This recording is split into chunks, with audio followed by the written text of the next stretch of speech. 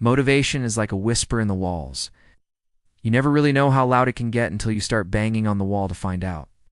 It's only then that you realize just how much noise you can make when you really want something. Here's the thing. We all have motivation. It's literally encoded into our DNA. Our brain's reward system is designed to anticipate, seek out, and secure the things we need to survive, and then repeat those behaviors. But over time, we've learned to put certain things ahead of survival. For some people, it's money. For others, it's love or power or happiness. And even though we all have motivation, what moves us is not always what moves another person. Your motivation could be my least source of motivation, and vice versa. What gets me out of bed every morning is making videos for you guys. This channel is my baby. I pour my heart and soul into it. Every single day I think about how to make it better, how to improve, how to serve you better. And sometimes it doesn't feel like enough. There are days when I'm working on a video and I'll turn around and there's like a million comments on the last one and I'll think, man, maybe I should have been a YouTuber years ago. And it's on days like that where I start to question everything. But then I remember why I started this in the first place. I was an overweight, insecure kid who wanted to learn how to talk to girls, but all the advice out there was terrible. It was either just telling me to get over myself and do it anyway, which isn't helpful if you're struggling with anxiety, or it was coming from some guru who had it all together but clearly didn't because they were teaching advice that they themselves didn't follow. I struggled through high school, barely getting by, feeling more alone than I actually was. And then college. I did a little bit better in college, but I still wasn't happy, and I knew no one was coming to save me. I knew I had to find a way to make it on my own, so I set a goal to improve my social skills so that I could finally have the girlfriend that I wanted, but also so I could build friendships that were genuine and based on something more than just circumstance. And it was a long, slow process, but eventually I did get there. And now I share what I've learned with you guys in the hopes that it saves you years of struggle. That's my motivation. Now, some days it feels like enough, and other days it doesn't. But either way, that's why I do what I do. Your motivation may be different than mine, but you have to ask yourself, what's your motivation?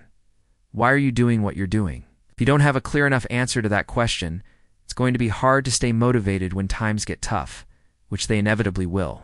Think about it.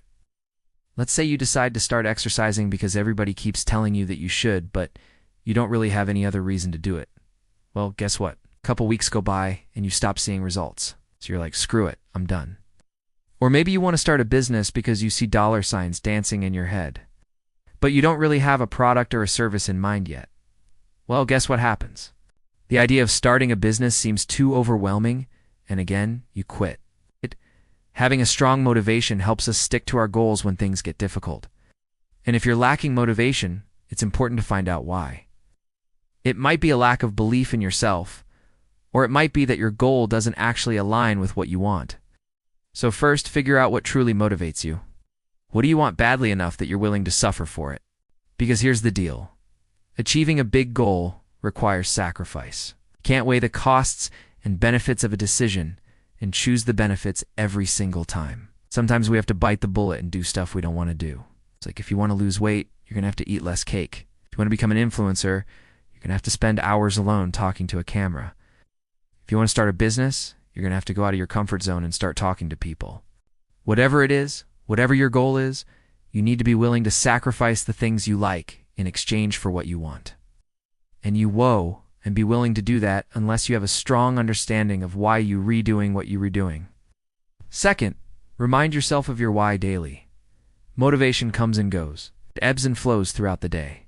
Having a reminder of your why can be extremely useful. This is why I recommend writing down your goal and posting it somewhere you'll see it every day, in your bathroom mirror, or on your fridge, or even on your computer screen.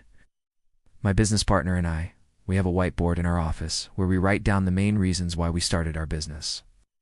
And it's easy to look at that and be like, yeah, that's why we're doing this.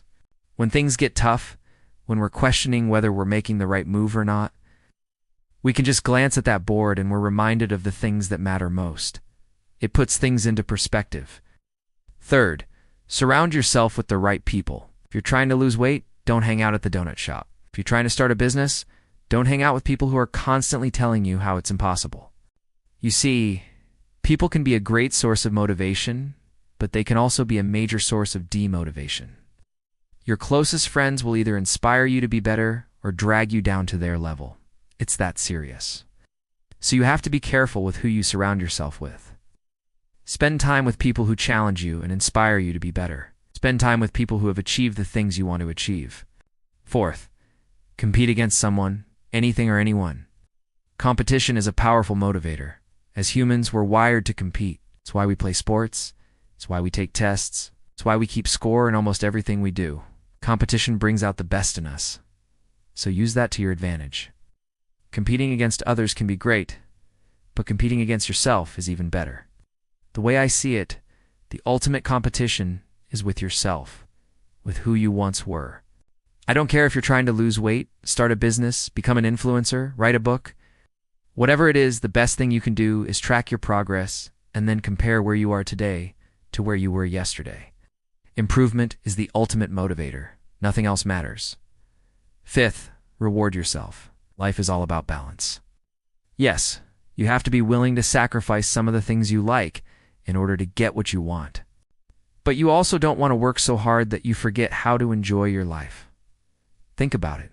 What's the point of working so hard if you've just gone, nah, be stressed out all the time? The secret is to reward yourself from time to time. When you hit a milestone, celebrate. Take some time to enjoy the fruits of your labor. Go out to dinner, buy yourself something nice, watch a movie, have fun. Just make sure you don't get too comfortable and you keep moving forward. In the end, it doesn't matter how motivated you are when you're starting a goal. What matters is how motivated you are when times get tough, when you don't feel like doing it anymore. If you can remind yourself of your why, surround yourself with the right people, compete against yourself, and reward yourself when you hit milestones, well, then you're going to be unstoppable. And with that said, you guys are awesome. And until next time, thanks for watching.